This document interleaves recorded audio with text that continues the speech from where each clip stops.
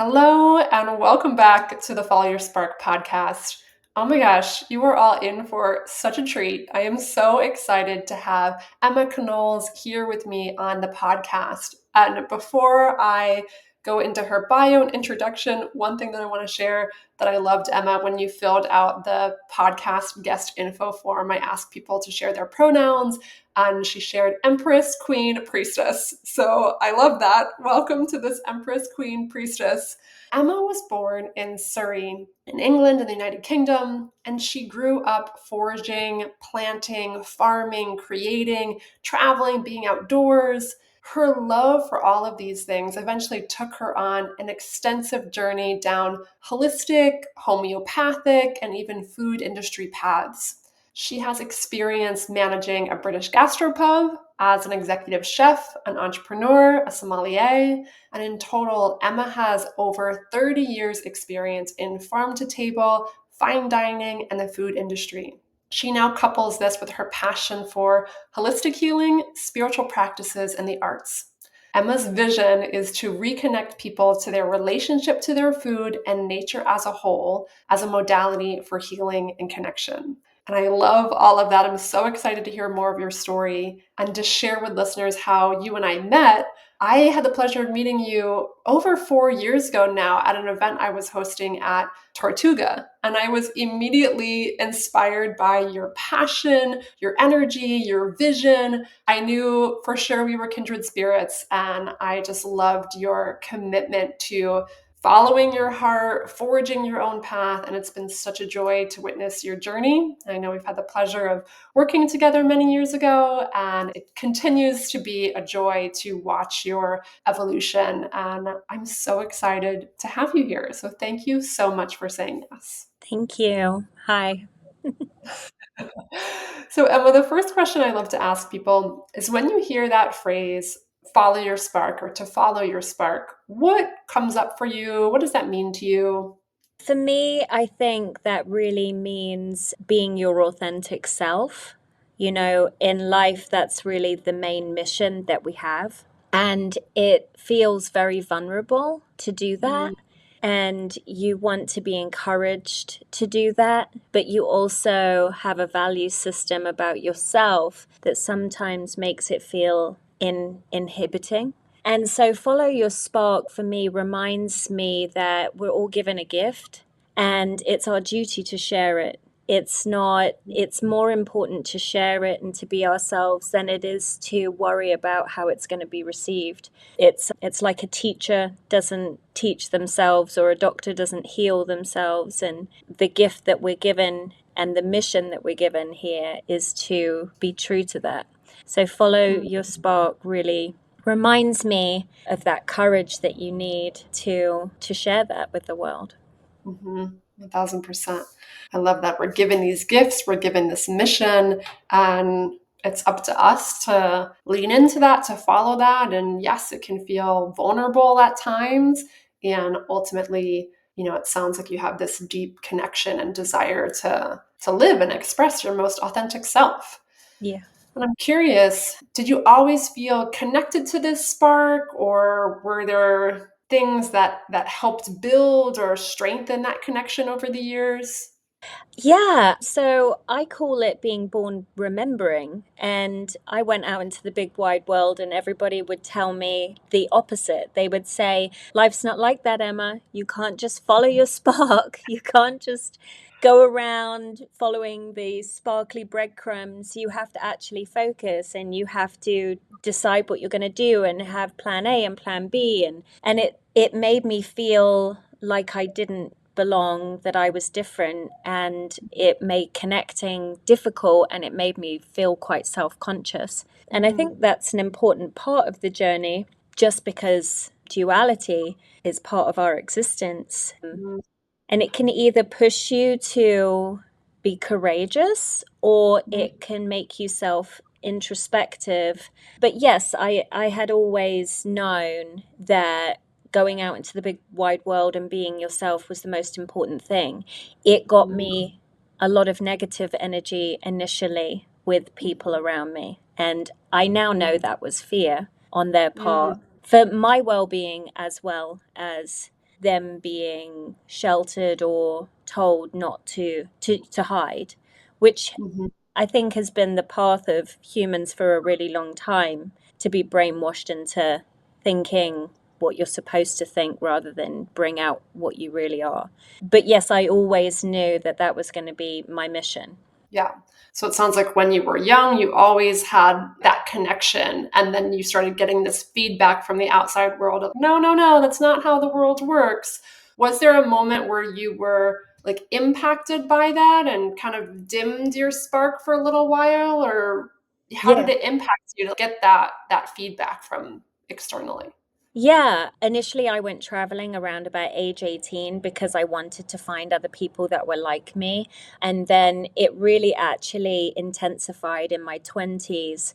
And maybe that's just the age of judgment, or when the ego, after being built, starts to break down again, or just something about the time in life. But it became quite intense in my 20s, and I would receive a lot of either judgment or jealousy, probably for being my wild, crazy self. And so it did. I call it coming offline. And I came offline and hid, I suppose, for a while. And that in itself almost felt like part of the process and part of the plan. There were some things I just couldn't overcome, no matter what, at that point. So, yeah, there was definitely a breakdown where I call it coming to earth, where I came down and realized, started to understand the human condition a bit more, and how it could have been very intimidating for me to just be so free. For the people around me. So I started to understand more about what other people were experiencing. And I got so involved in it that coming back out the other side was difficult.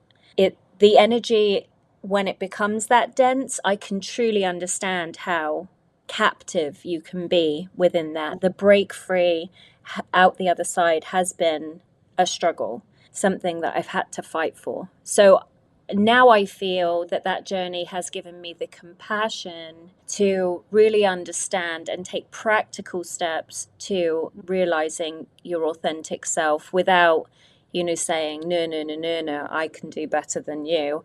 And Mm.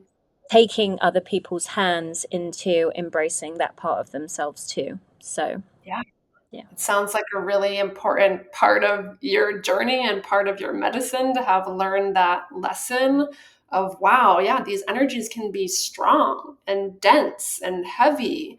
And to notice the response that you're getting, like you said, to you, whether it was envy, jealousy, whatever it was, like the duality of them being in their energy and seeing you in your free energy, and just the kind of clashing or tension between those things. And you said you use the phrase coming offline. Can you talk a little bit more about what that means to you? Yeah, I feel that there are times where we're very lucid in life and we remember a lot of things and we're in touch with spirit. And then there are times that we're not. And we can often judge ourselves on that. Oh, I was so enlightened just now, or I'll never be angry again, or I'll never be unhappy again. Whichever emotion we feel, we often feel like we're never going to move out of that. And the truth is that it's not all in your control. Sometimes you're given the information that you need in that moment for that inspiration to strike, for you to move on. And if you had all of the information all of the time, not only in a frequency way would it be very hard to anchor into your daily life, but also it protects you to not have all of the information. Imagine if Mm, we are reincarnated and come back here again and again and could remember every life, and how overwhelming that would be. Just remembering the last 20 years is really enough for our brains. So, coming offline was partly a choice and partly an incubation period, a chrysalis period for me mm, that was gifted as well. So it was lonely and it was sad, and there was times that I would remember the younger me and wonder if that hungry caterpillar was ever going to reemerge.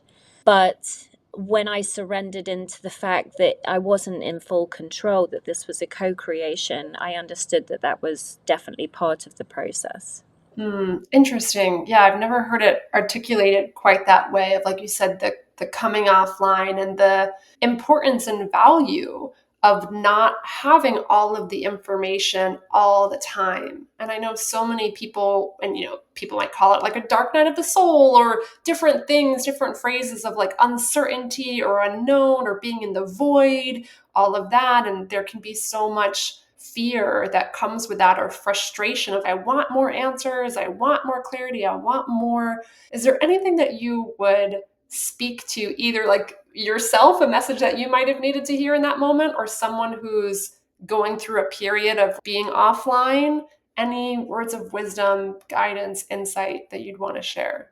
Yeah, I really truly believe it's protection. You know, our light is so bright, and that can, as we talked about for the first part of your life, attract a lot of different energies, physical or not. And so that dark night of the soul and coming offline makes you not that lighthouse anymore. It gives you the opportunity to not be attracting anything from outside of you and be able to be fully introspective and protected. So there's no dark energies coming towards you. There's no, jealousy. There's none of those things. You really are protected when you are given that time to be alone with yourself. And I didn't see it like that before. I just wanted to be my old self. But now I really understand that had I been out there shining bright and looking for connection outside of myself, I wouldn't have been able to do the work. And it was a gift. And you feel like it's never going to end, right? But going back to that caterpillar metamorphosis type of analogy, the caterpillar doesn't know itself. I think, therefore, I am as a human condition. The caterpillar can only go through that transformation because it doesn't recognize itself, because it doesn't judge itself for eating too much or is scared of going into the chrysalis. It completely surrenders. And it's those changes, chemical changes in the body, that allows the emergence to even happen. So for us, being able to surrender into those moments is really the catalyst, I think, for emergence. And so Yeah. constantly just surrendering to that process and deepening your faith and deepening your belief and really sitting with your truth and your knowing, it's only in those quiet times that really comes up. Yeah, 1000%. And the image that keeps popping into my mind is like the infinity symbol of we're a part of nature. I know we'll talk about this more as we continue this conversation of just if we surrendered to that trust and knowing, like you said, if the caterpillar doesn't think about it, it doesn't have a question, it just knows innately this is my process, this is what's going to happen. So we could have the same thought about ourselves of we are a part of nature. We go through seasons like everything else. We are not immune to that. We don't just get to be full summer all the time. There's always going to be the expansion and contraction, the season of winter before the season of spring. And to, like you said, surrender, have deep trust, have deep faith that the energy will build again. We will emerge from that being offline. And it can be such a gift. So thank you for sharing that perspective. Yeah, it's, some people will say good or bad, but it's not good or bad. If you look at a battery, there's a positive and a negative, and both of them have a function and a charge. Everything is born from the darkness. Everything. The seed is not going to ever crack if it's out in the warmth and the light. It's just not. It has to be in, that cold darkness for it to crack open. So Yeah, so beautiful. And I know nature is a huge part of your practices, your teachings. And you also, I want to get into that. And you also mentioned a little bit earlier, like honing in on practical steps to help you shift. So I'm curious if you can share some of those practical steps, anything that you learned that is coming through you right now that you want to share with our listeners. yeah, so practical steps to me is, it's good to have an idea. Like you're going through a breakup and somebody says there's plenty more fish in the sea. And conceptually, that makes sense, right? But what are the practical steps to getting to that? And the practical steps to getting to that, the practical magic behind it, is your self-love. And Mm, what does self-love even mean? What's the practical steps to that? We may think it's, just going to bed early or eating some vegetables, and that's all well and good. But the truth is that when you're on your own, that's when you're truly yourself. And when they say, oh, they'll never know, how would they know? You know. And if you're not proud of who you are, and if you're not doing what feels good to you, then you can't ever practice self love. So, the practical steps to, say, a breakup: have you eaten today? Have you got up and washed today? Have you called a friend? Have you gone out in nature? The big idea about finding love again, that will come into alignment when mm, your frequency and your vibration resonates at a frequency that you would like to attract. So that self-love again, being proud of who you are, saying to yourself, I did this and that today that was on my goal list, and for the rest of it I have grace. Making yourself proud and getting into alignment with that. They're the practical steps you need to take, because the rest of it's out of your hands. mm. Yeah. I love how the practical steps are all these very internal things because so many people think about, oh, when it comes to achieving any goal or creating any desire, whether it's a relationship or a job or anything, people often think of what are the external practical steps I need to do? I need to get on the dating apps. I need to do this. I need to do that. I need to do that. Versus it's what are the internal practical steps you can do to tend to yourself, to love yourself, to care for yourself, and strengthen or raise your personal vibration, like you said, so that you're a match for these things that you desire. It's not about just grasping for them externally. It's about becoming the person who A is happy with yourself already and just becomes a natural magnet for these things that you want to create externally. Exactly. Yeah. And it's really it's hard to grasp that because it seems counterintuitive, and you don't want to do that work. But you certainly don't want to be attracting anything that's of a lower vibration. You cannot externalize your own self-value or worth. And it took me so long to realize that getting into my body, getting out of my head meant, say, exercise, for instance. Oh, exercise, you're gonna lose weight. Or no, it just gets you back into your body, and that's where you are, and you should meet yourself there, and inspiration will strike when Mm, you raise your vibration. So heaven can become a place on earth. If you bridge that gap, you inspiration will strike. That's where you put your faith, do your work, and it those breadcrumbs will appear. yeah. And it's again, I just hear the words like trust, surrender, one step at a time, like having patience and love for yourself and this moment versus grasping and reaching and needing these things to happen in the future in order to be happy.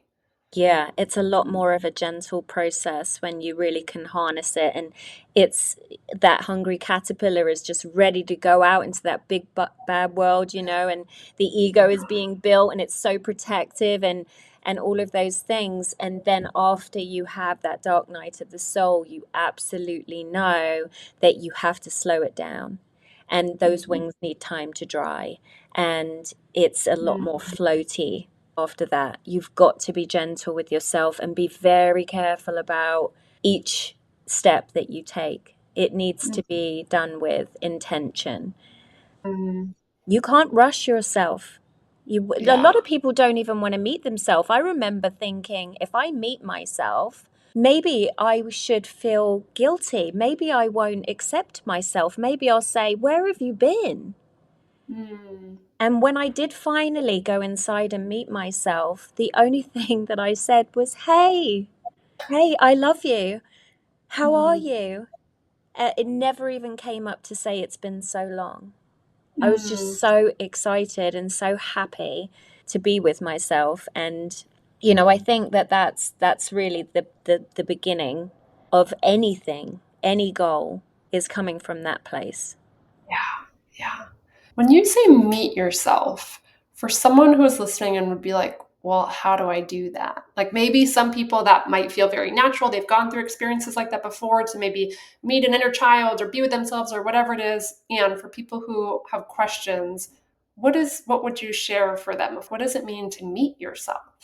Yeah, in this world, we're so mentally stimulated all the time. And also, we are made to believe this artificial outside world has some kind of substance. And so, there's another practical step, right? ADHD and all of that. How do you just sit still? How do you meditate?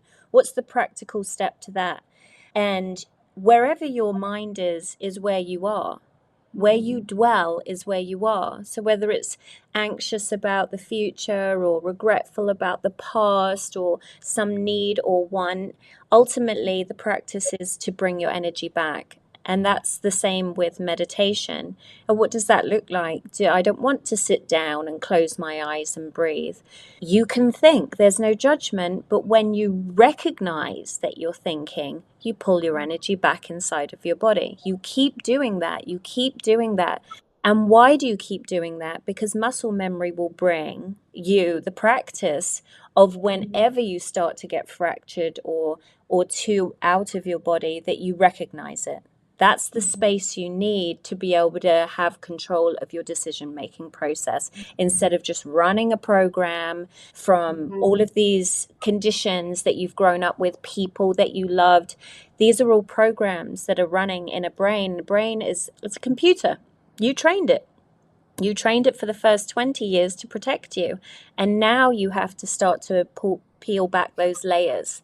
And as you do that and you come back into your body and you keep coming back into there, you will eventually sit in your heart space and you will find you. You'll say, instead of looking for where I belong, instead of where is my home, where is my partner, where is my dream, where is my life, where is my job, every time you practice coming back to yourself, at some point you will settle in and go, oh my gosh, I belong to me. Mm. I have to love me. For anybody else, for anything else to happen, I have to keep practicing building that space so that I can make an informed decision for me and only for me. Mhm. Yeah. So many things in what you said. One thing I'm hearing is, overarching themes of what does it look like to meet yourself. You talked about silence, you talked about stillness, you talked about observing the mind and noticing, am I in the past? Am I in the future? Where am I? Can I call myself back to this moment and just not be attached to those fleeting thoughts that cross the mind and be able to release them? And I also heard this question and grounding in the question of who am I? I feel like so many people associate, oh, I am a father, I am the owner of this business, I am a CEO, I am this job title, I am this thing. And then if those things are no longer, and I know so many people right now listening to this conversation, we're in a time where like people are losing their jobs like never before. Things are happening right now where things we identified or connected ourselves to externally are disintegrating. And that can feel so terrifying when we don't have that internal base of who am I? Like you said, if it all fell away and you were like, oh, I'm me. I'm so glad to be with me. I'm so just grounded and centered in who I am. So that's what I really heard of, like taking, just being grounded in the I am, not connected to any of these external factors. Yeah, because that's the human contradiction, isn't it? So here we are looking for validation in all the people and things and material stuff around us, but our heart is speaking a different song.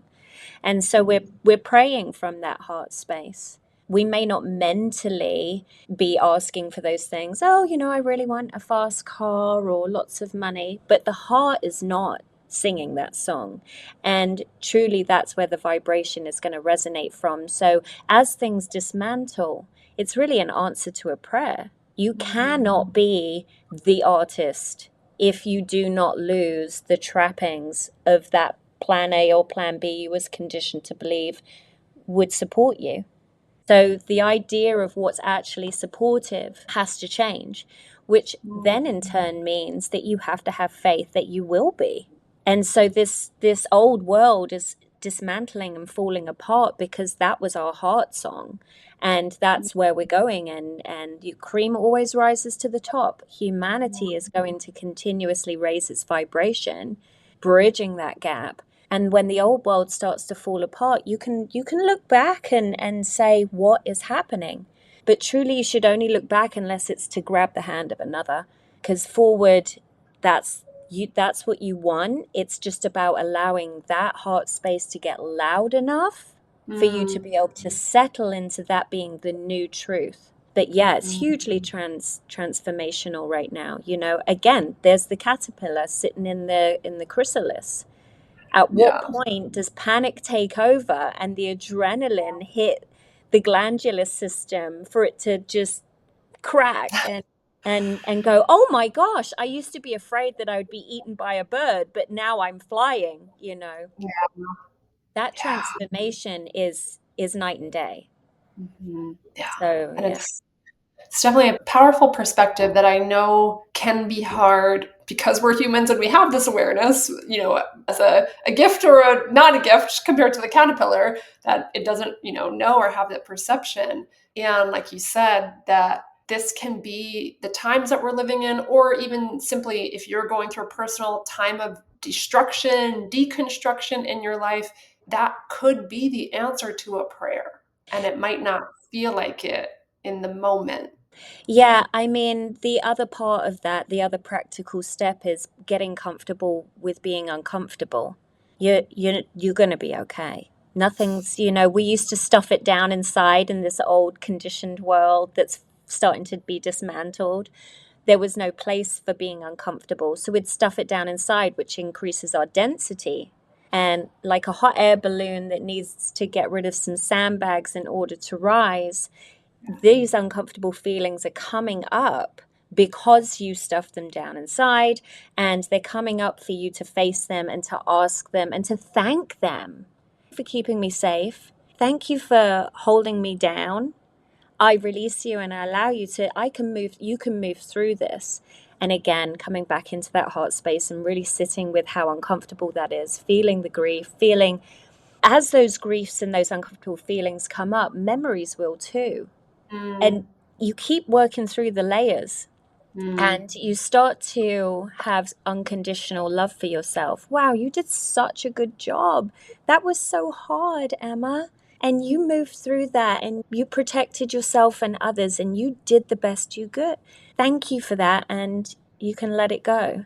So, being comfortable with being uncomfortable is going mm, to be the transitional period. You're going to have to go through that and feel that to get out the other side. mhm. Yeah, so beautiful. And what I'm hearing too is that moments like this can be a catalyst for deep healing. And that happens when we allow the grief, the pain, the anything that you're feeling to come to the surface, like you said, instead of stuffing it down. And when it does, memories might be awakened from other moments that maybe you didn't give yourself space to feel. And now you can give yourself space to feel that. And I love that example too of the stuffing down creates the density. And it's like when you pack, I don't know, food or flour. I'm sure there's some analogy or metaphor that you could make with food of stuffing something down into a super compact form versus letting it move and letting it be light and airy, and just what happens when you release that like pressure downward. So I love that. And it also, I'm hearing that coming back to that theme of self love, and where can you offer yourself compassion and grace and kindness throughout this experience.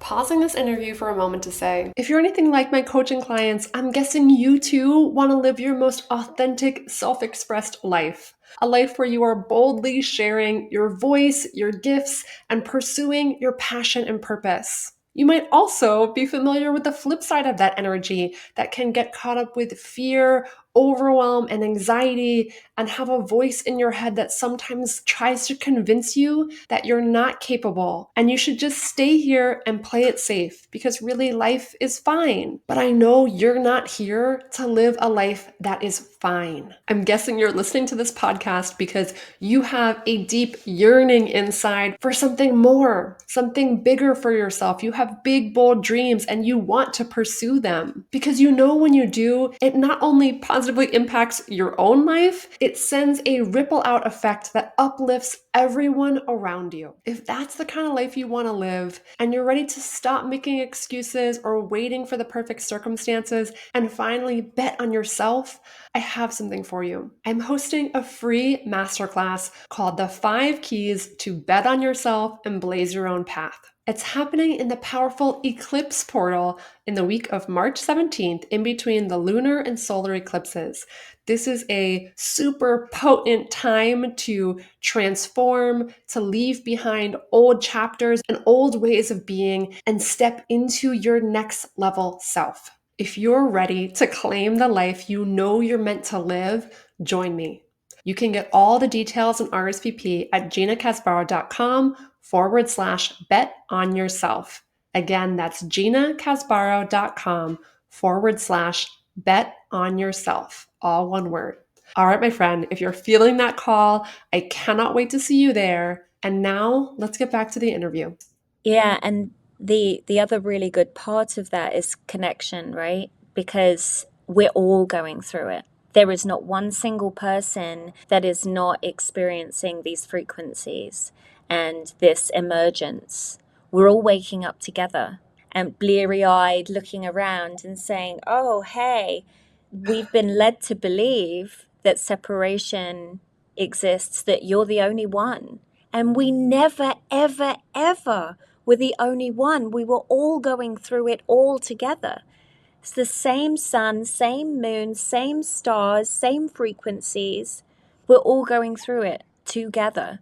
And that is the beautiful thing, is that being brought to your knees and the sunlight hurting your eyes, now that it's so clear, this urge, this urgency to really tap in to your own authentic spark, right, is becoming louder than the fear. We're moving through that. Yes, that's going to be painful. Every birth is. But you're not alone. Mhm. We're all here Mm, together I doing love this. that. Yeah.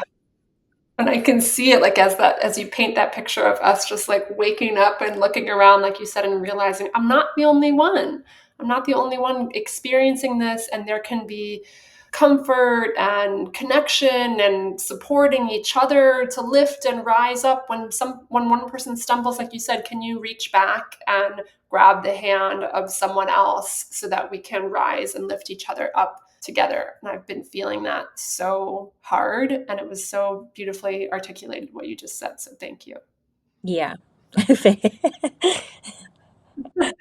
a beautiful vision. And I also love you've been talking about this heart song. And I'm curious if you can talk more about Emma's Tea Shop and what was the heart song that led to the birth of that in the world. Yeah, so everything that you create's going to go through a similar process, right? Originally, I was like, oh, I'm a witch and I have the wisdom of the earth and the plants inside of me, inspiration from source, and I want to come and share local seasonal organic food and classes and apothecary with my community. And then the reception was more along the lines of, afternoon tea and pinkies and pearls.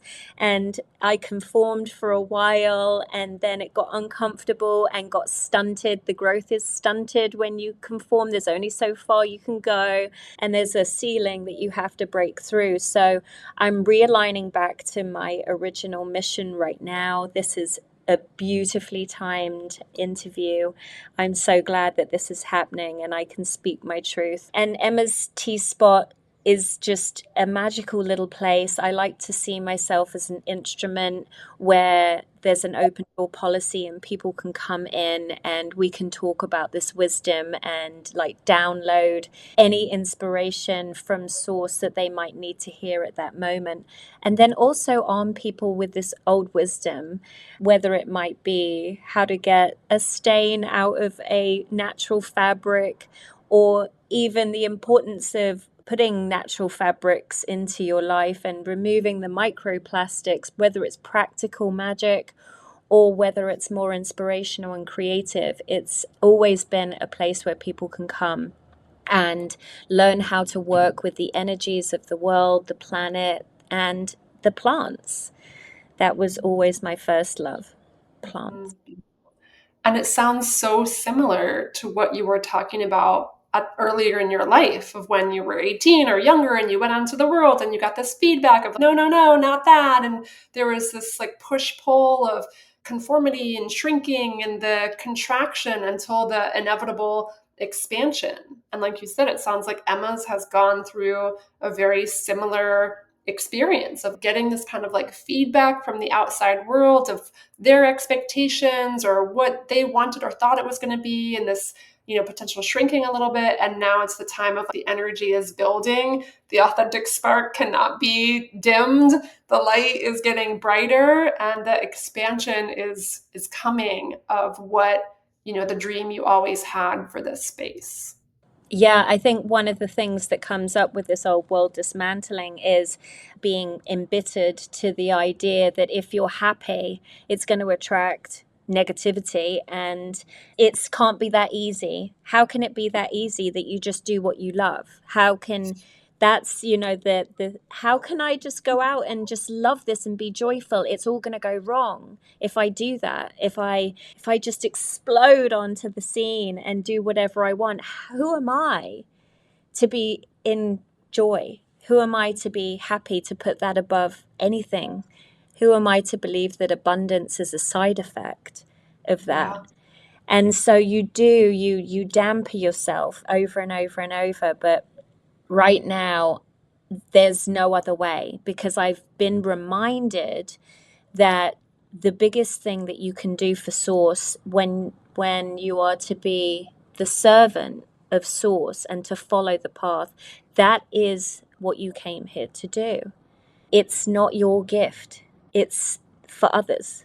It's to inspire others around you, to connect others around you, to say we're all in this together. And so yeah, Emma's is going through that transformation as well. And I'm so excited and nervous to start doing classes on native plants and arm people with the medicine of the earth, the cycles of the earth, the energies of the earth, and remind them they're not crazy. We're all in this together. What do you need? I bet you already have it. Let's find it so that you can have some gratitude for that.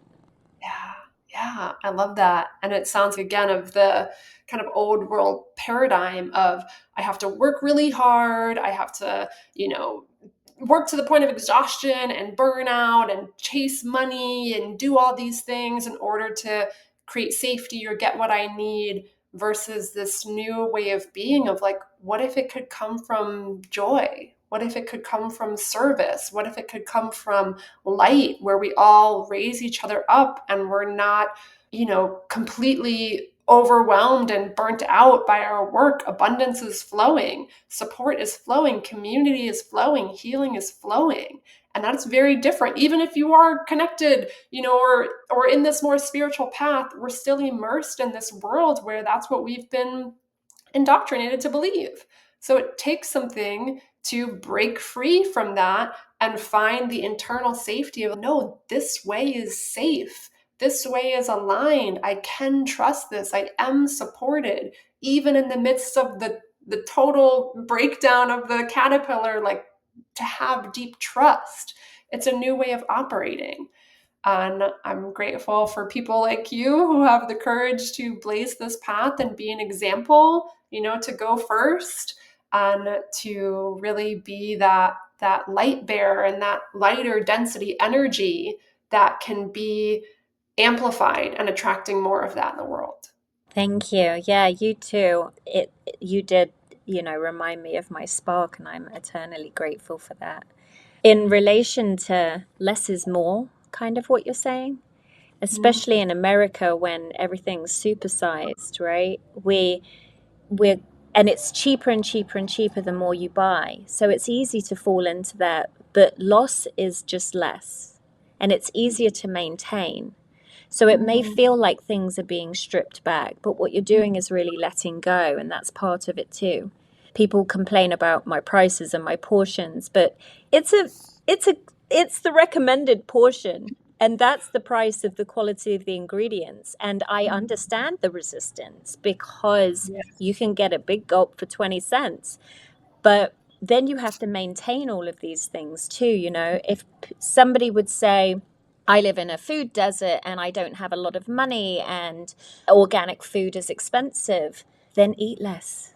And it sounds so rude and entitled to come off like that, but I truly believe that you don't need much for sustenance. But if you Mm, choose something that you know will truly nourish you and you sit with that and you can find mm, some gratitude for it and create some kind of sacred ritual mm, or ceremony over fueling your body, you're mm. going to thrive. Yeah. Wow. Yeah, I just got this sensation of, most people are in that mindset of more, more, more. How can I generate more money? How can I get a bigger house? How can I have nicer clothes? More of this versus the simplest thing, if you make it sacred, can have the most healing, beautiful impact. Like a meal of one strawberry could be like a transformational experience versus a huge plate of a $50 steak with five different side dishes and whatever it is. Like we could get like the amount of sustenance you can get with anything when you bring your gratitude and your presence to less. It can feel like so much more or just feel so much different how we respond and interact with it. Yeah, and even something like water, right? My kid is going through this realization right now that water is the same water that has ever been here, and it probably carries memories and all sorts of ancient wisdom in it. And then you can get on the internet and you can find like Map My Water and you can find local water sources. I went on this 3-day thing once where I was only allowed to hike it, and I was on a water fast, and I just went on this binge where I went and found clean water from my local environment. You can even find it come out of the earth, whether it's in plastic or what kind of metal is in it, what minerals are infused in it, but to do that, you just have to get out of the mindset of scarcity, because scarcity brings shame, and shame is dense, and that's going to bring you down again.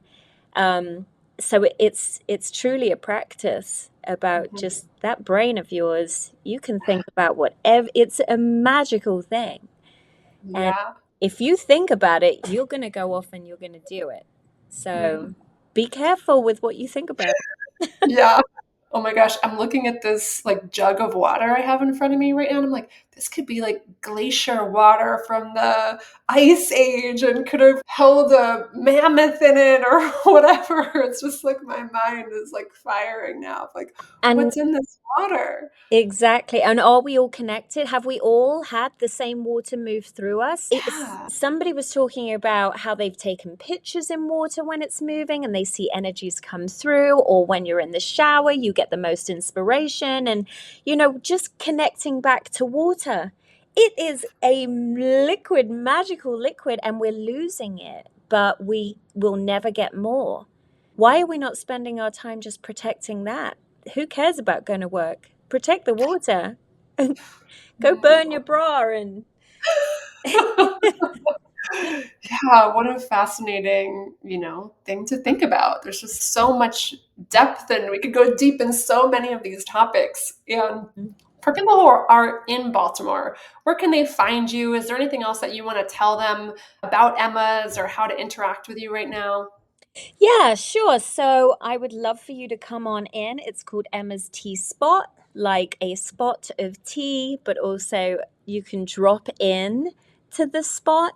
And it is in Baltimore, Maryland, 5500 Harford Road, Baltimore, Maryland. We're on the old Harford Road. We're on one of the old neighborhoods. I love Hamilton. It's just one of the undeveloped neighborhoods of Baltimore, and it has a great main street, and Lauraville has lots of boutiquey little shops, and it has great houses at good prices with gardens, and people have chickens and bees, and it's boho chic. And I am there Wednesday through Sunday, 10 to 4. The first and third Friday of every month, we will be doing our herb classes or opening up for community gathering. And I'm here Mondays and Tuesdays too. If you email me, I can pop on down, but the doors are open Wednesday through Sunday. Oh my gosh, I love it. And honestly, establishments like yours, people like you were one of the things that drew me to this neighborhood. Now I live a mile away from Emma's, and it's attracting like-minded people. I feel like this energy is growing here. So I love that you're a beacon in this neighborhood. It is such a gift.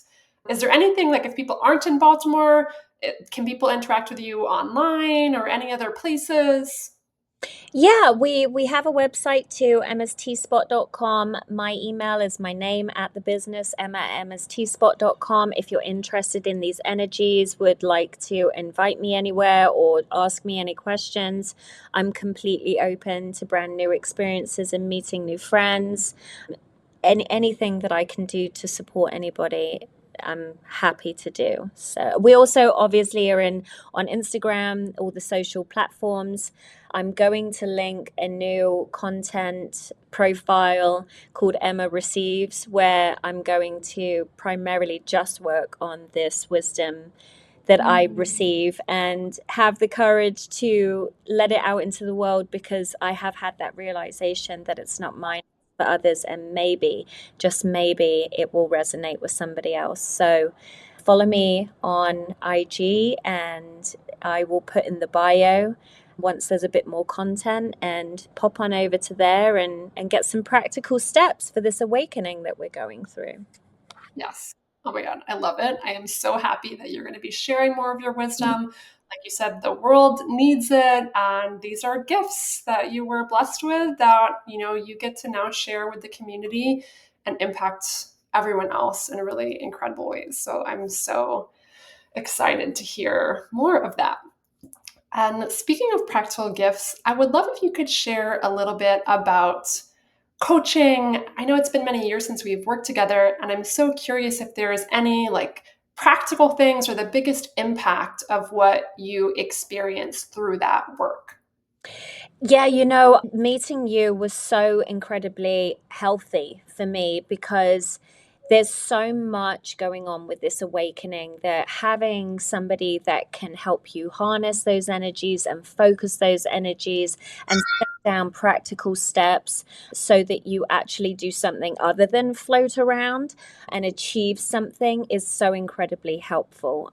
My biggest memory was finding out through your feng shui that the money corner was where I kept the toilet roll. I don't know if you remember this. And I was so blown away that in my life it was all going down the pan and it was all being flushed away. And then we found out that my money corner was where I kept all the disposable products. And Mm, that hasn't necessarily changed, but because I now recognize it, I make sure I always keep that corner really well stocked and really pretty. And I'm grateful for the service that it brings. And I even bought a really nice brass butterfly doorknob to talk about mhm, metamorphosis, and I put that on there. So it's so important to have meaning and connection in your life so that we can have these practical steps and move through these energies. And you mm. really gave me that direction, that focus. Your heart is so kind and your light is so bright and your smile. Just such a grounding experience for me. Really helped me out. Thank you for that. So glad.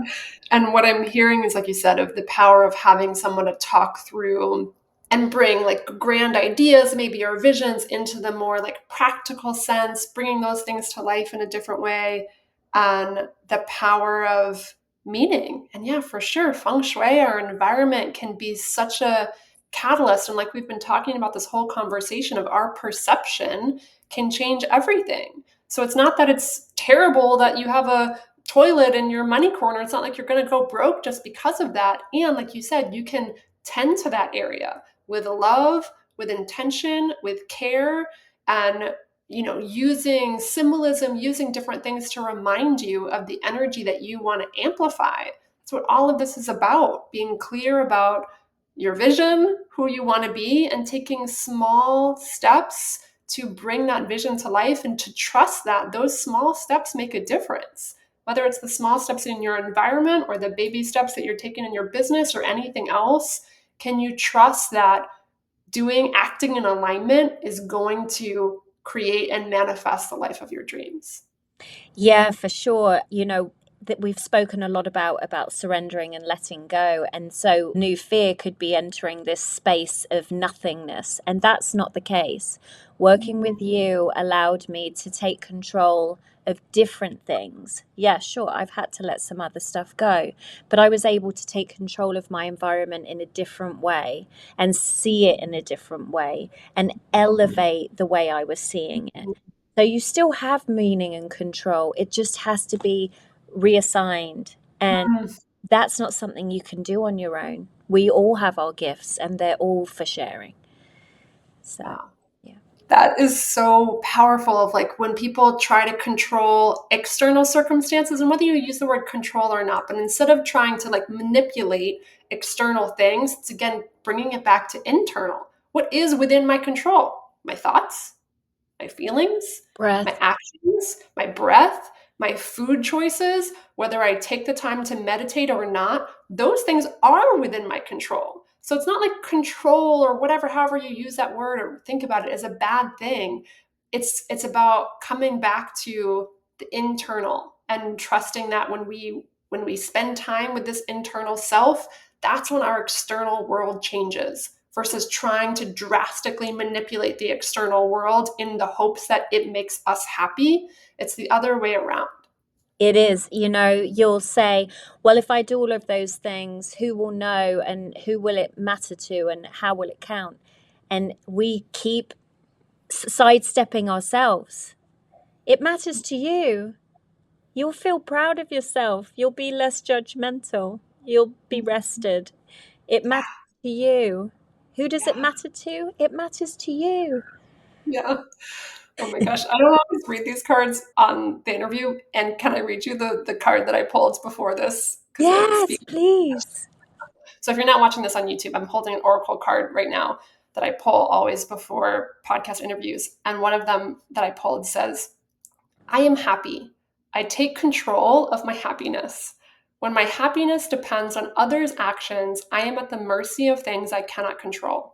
Instead, I choose to cultivate consistent happiness by focusing on the things I love about myself. I am happy. So important and so hard and so worth it. I Yeah. love that. And the other card that I pulled says, I am perceptive. My intuition is powerful. When I am unsure, my intuition is sure. I strengthen my intuition by trusting it and responding to its impulses. I am perceptive. Mm. And that is a deep conversation about resonance and what it means when people say use your discernment, take what resonates. There's a whole conversation about what your actual vibration is and how Mhm. to deepen that. Oh my gosh. Well, before we get into another rabbit hole, that'll be a podcast part two. And I would love if you could share if there was one thing that you hoped people took away from this conversation or wanted them to remember, what might that be? Breaking the chains that bind you, whatever that fear is. I lived in that catalyst, that chrysalis for so long. And yes, it was important. And yes, I'm grateful for it. But the fear is no joke. Let break through those chains, whatever it may be, that tiny little bit of inspiration, that little baby step that you can do that brings a little bit more joy into your life, or one practice that you can do. Do not worry, do not fear, do not judge it. Just do it for yourself. And it may feel like an indulgence in the beginning, but it needs to be a way of life. Be you, do you. Let's do this together. Be inspired, be creative. I love it. The Man, opposite of depression is expression. mm. So if you ever feel scared or nervous, do something creative and you will feel much better. My gosh, I love that. Yeah. And what I also, the very last question I love to ask people, and you just kind of like teed it up perfectly, is there anything that you are currently giving yourself permission and space to follow that's creative? Maybe it feels like an indulgence, or it's just something you're doing just for you. Like, what have you been following recently that's sparking your joy? I have noticed that we all spend way too much on the internet now. It used to be so involved how much different things we would do, and now it's all on the internet. And so my new thing is, if I can scroll for 15 minutes, I do have the time to spend 15 minutes breathing or painting or walking or going out in nature or hugging a tree or putting on lotion on my body or brushing my hair, whatever it may be. You do have the time. And so I've been giving myself 15 minutes to just get my paintbrush out, and it doesn't have to be nice or pretty, just let my mind empty. That's why Mm, creativity is so good, because your brain's not doing anything. It's just yeah, you're being in your body and you're flowing, and it doesn't matter whether it's gardening or cooking or whatever that is. You always have, if you have time to scroll, you have time to spend 15 minutes on emptying your mind and doing something that brings your body joy. I So love that. that's what I'm doing. 15-minute things to breathe, to, they say if you don't have time to meditate, you should meditate more. Like, Right. yeah. And when you were like saying everything that you just said, the funniest thing, you said like brush your hair. I don't have a hairbrush. I just have a comb. But now I'm like, I want a hairbrush. Like, I want to brush my hair. I just remember being a kid and like brushing each other's hair and like playing with the person's hair in front of me, like in class. Like, I just got this very like indulgent sensory memory of brushing my hair. So maybe I'm going to go out and buy a hairbrush and Or a let body myself. brush. Yeah. There's body brushes too. Do you remember at the beginning of the awakening, or everybody, all the men started to grow beards and all the women started to have braids? I don't know. I recognized it. And brushing your hair and braiding your hair, it's so Yeah. good. I love it. Oh my gosh. I want to have like a hair party now. Yeah, let's do And it. Sleepover. yes, at Emma's tea shop next Friday, we're just going to brush each other's hair. That's what we're doing. Oh my God, I love it. Oh my gosh. Emma, thank you so much for joining me on this conversation today. It was such a pleasure, and I cannot wait to share it. Thank you so much. I feel just so rejuvenated, and I wish every day could start with conversations like this. Mm, thank you.